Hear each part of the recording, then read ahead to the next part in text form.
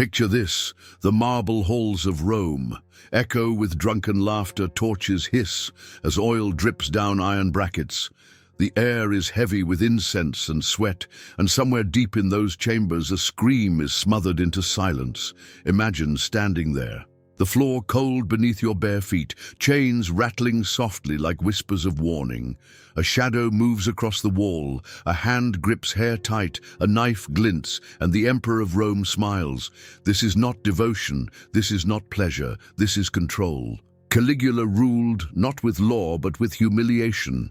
And humiliation was his theatre. To understand him, we must first remember the Rome he inherited, an empire at its height.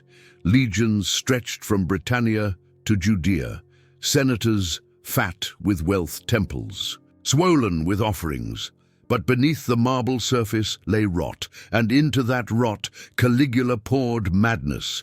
Born Gaius Julius Caesar Augustus Germanicus, he was the son of a beloved general. As a child, he marched with soldiers who dressed him in tiny boots. Caligulae, they called them little boots, a nickname that clung to him forever. Caligula, yet affection turned to suspicion. Rome feared emperors who grew too loved. His family was destroyed, exiled, poisoned, starved. He survived, but survival carved scars into him. Fear became his tutor, cruelty, his shield when he rose to power in 37 AD. The people cheered. They hoped the child of the army would restore honor. At first, he gave games, feasts, amnesties. The city bloomed with hope. But then the shadows returned. What followed would shatter lives in ways Rome had never seen. Caligula transformed the sacred into spectacle. He turned intimacy into punishment and bodies into weapons. The women of Rome, noble daughters, wives of senators, even his own sisters, were dragged into his chambers, not for love, but for theater. He paraded them before banquets, forcing them onto tables as guests drank. The sound of goblets clashing with muffled cries, the laughter of the powerful smothering the helpless. This was not desire, it was domination. The emperor's hunger was not for flesh, it was for submission. To watch the strongest men of Rome reduced to trembling silence as their wives were used. That was his power. Pause for a moment. If you are here drawn into these haunting corridors of history, take a breath. Let us walk together carefully, and if you wish to travel deeper into forgotten corners of time, subscribe and walk with us again. Now return to the chamber. Imagine the psychology at work. A ruler who had lived in fear of betrayal, now crafting rituals that ensured no loyalty could survive untouched. By humiliating families publicly, he dismantled bonds. Senators feared him, soldiers obeyed him, even gods seemed silent. The most chilling stories speak of his own sisters: Drusilla, the one he adored, Julia Livilla Agrippina the Younger, who history would later know as the mother of Nero. He summoned them not as kin, but as possessions. Their shame became his weapon against tradition itself. In Rome, family was sacred, blood was law. To twist it was to declare himself above humanity. But Caligula did not stop there. He sought to brand Rome itself with humiliation.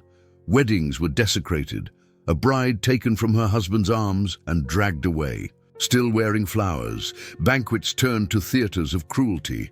A mother forced to watch her daughter, a husband silenced by sword, while his wife wept into the marble floor.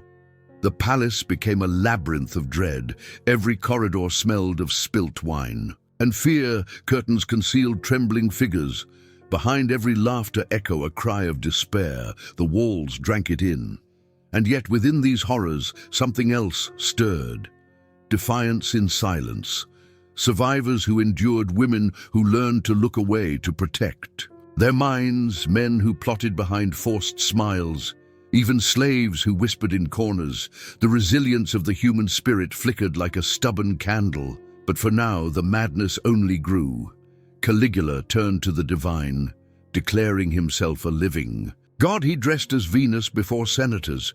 He demanded temples in his name. To question him was death, and in his eyes control over life and body was proof of divinity. One story tells of a banquet where he ordered the doors sealed. No one would leave, he said, until they had tasted everything he desired: food, wine, flesh. A senator weeping quietly as his wife was dragged across the table, the torchlight glinting on bronze armor as guards laughed, the stench of meat and sweat merging until no air remained. This was terror as theater, a spectacle of submission. Rome itself was his stage. And yet within the darkness we see the fragility of his mind. He who had once feared betrayal, now created betrayal everywhere. He who longed for love, destroyed the possibility of it. His cruelty was both his power and his prison. Still worse lay ahead, because cruelty unchecked does not fade. It escalates, and what began as humiliation would soon become ritualized torment. The empire would watch and tremble and whisper. The question remains, how did Rome endure such shadows, and how did those who survived carry the silence afterward? The palace at night was never silent. Even when the torches burned low and the marble floors cooled with dew, a muffled sob drifted from a hidden room. The scrape of sandals echoed against stone. Guards muttered, half drunk, and above it all, Caligula laughed. What began as humiliation soon twisted into ritual. He no longer waited for feasts or weddings. Any moment could become theater. A senator summoned at midnight, a noble girl seized from her bed, even a bride on her wedding night stolen from her own husband's arms. Rome learned to live in dread. Every knock on a door could mean a summons, every banquet invitation a sentence, and refusal was impossible. The emperor's hunger was law. Imagine standing in the Senate itself, the air heavy. With incense and fear, Caligula enters clad in gold and pearls. At his side, not guards, but trembling women.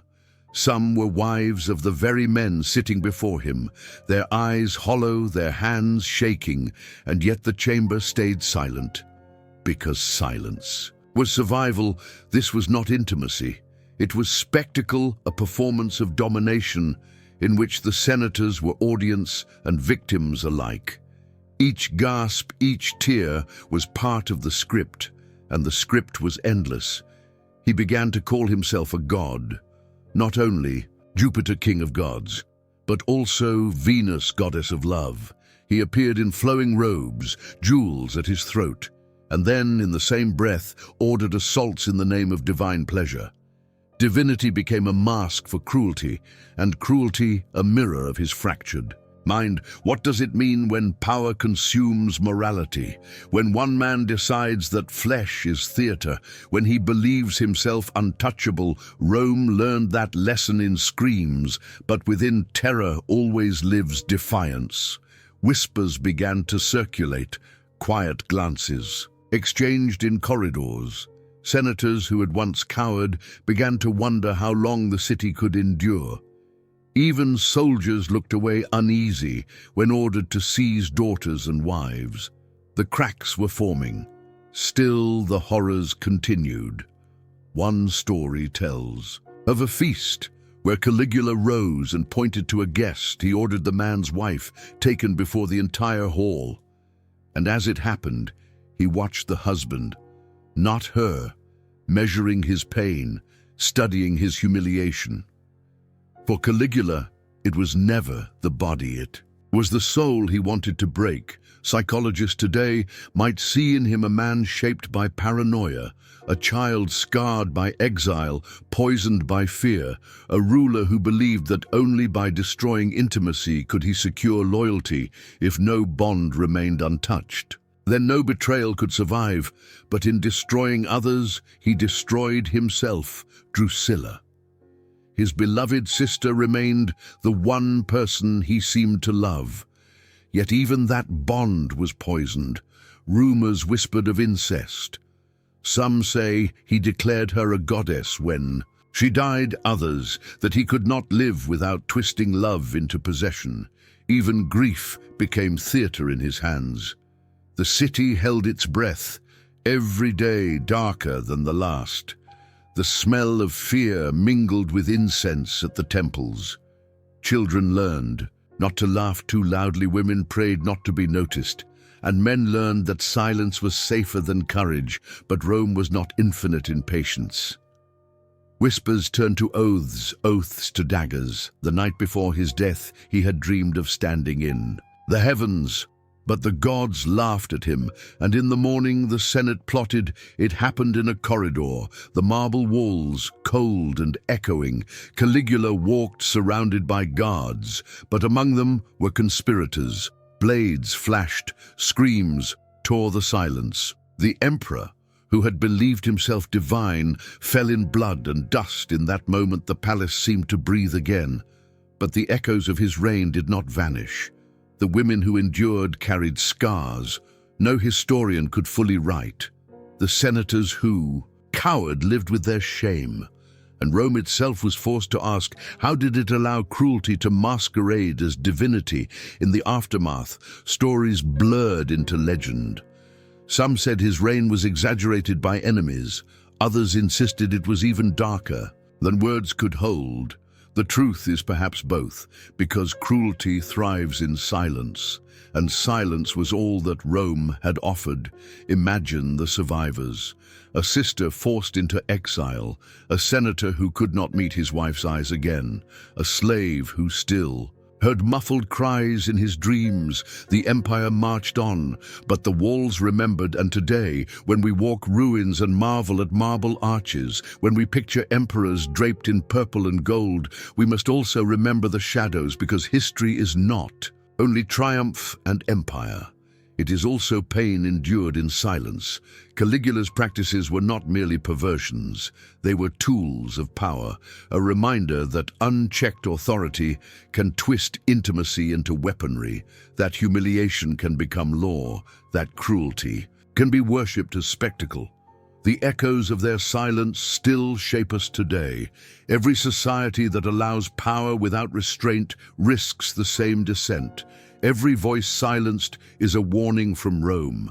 Every scar left behind is history begging us not to forget. So remember this: the most terrifying legacy of Caligula is not the madness itself, but the silence that allowed it. The walls remember even when history forgets.